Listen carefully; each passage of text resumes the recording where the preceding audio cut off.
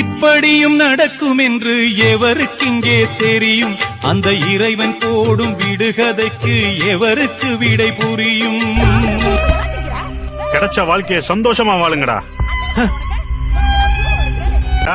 ஒரு 5 நிமிஷம் அவன் சொல்றத பொறுமையா கேட்டிருந்தா எல்லாரும் நிம்மதியா இருந்திருப்பீங்க.